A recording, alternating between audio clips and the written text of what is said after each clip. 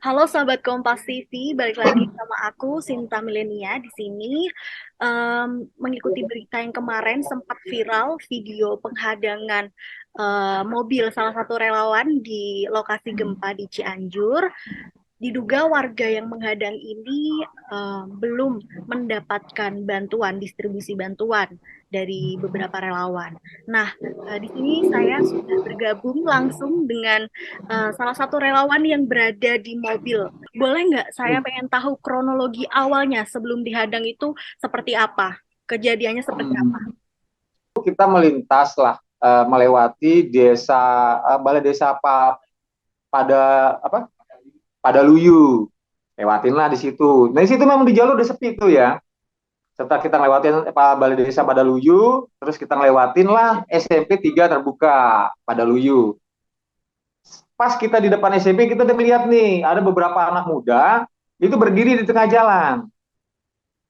Bukan hanya berdiri, tapi di jalan itu dipalang pakai kayu.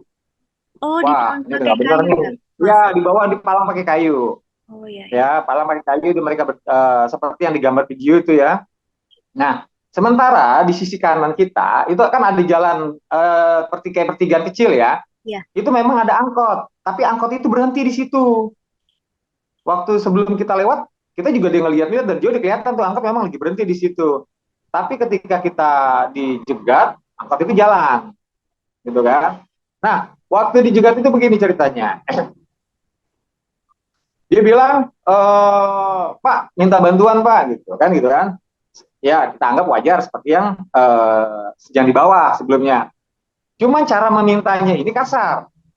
Dia bilang, Pak, bantuan turunin saya di sini aja Pak, nggak bakalan bisa di sana, gitu kan.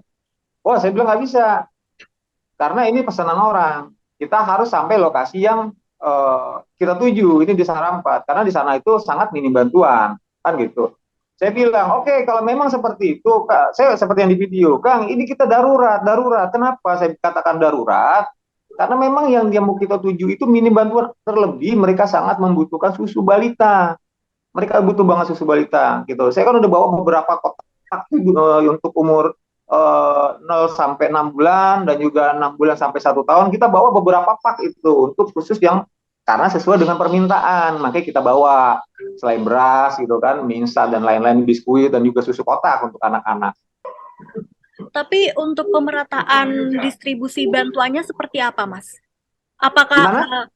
pemerataan bantuan untuk logistik, obat-obatan, tenda, dan lain sebagainya, apakah Mas Wahyu ini sudah menerima informasi di lokasi yang Mas Wahyu lewati ini, apakah sudah merata Ya, atau belum?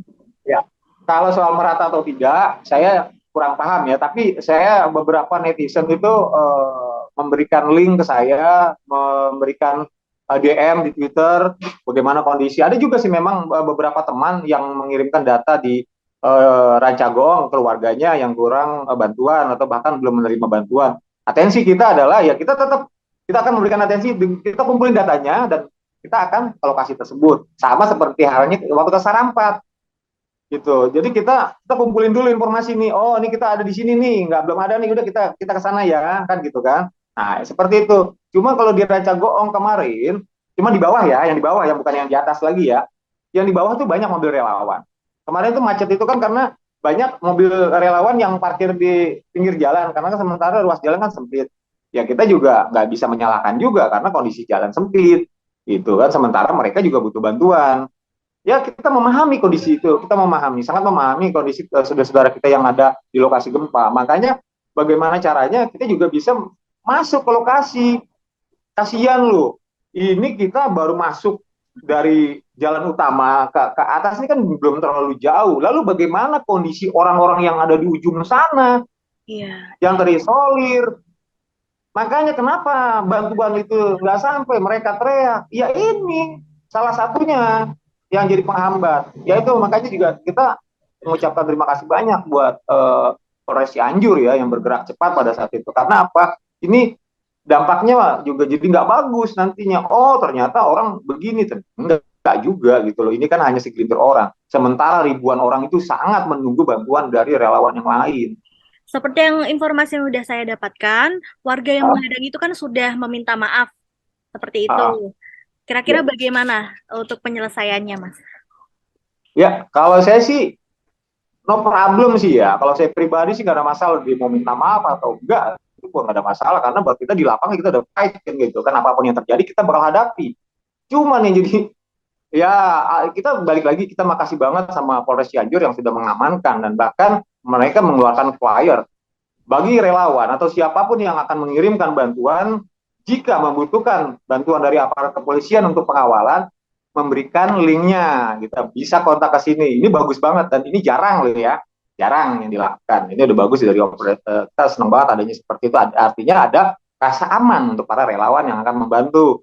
Cuma kalau saya lihat kemarin kan ya orang baca gitu kan, cengengesan kan seperti itu ya, saya whatever lah yang seperti itu. Yang terpenting buat saya adalah ini adalah sebuah efek jerah, harus ada efek jerah karena kasihan loh warga yang benar-benar membutuhkan.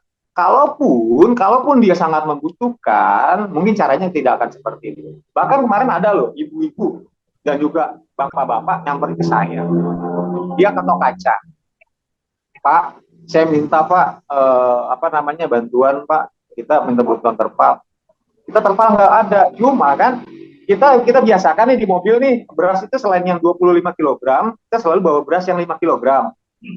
Jadi kita turunin Pak, dibawa. Karena apa? Ya diberhak. Kan begitu. Bahkan di sepanjang jalan, kemarin juga gitu ya. Ya, kemarin juga gitu ya, yang ada dia bikin tenda sendiri ini satu keluarga. Ya gitu.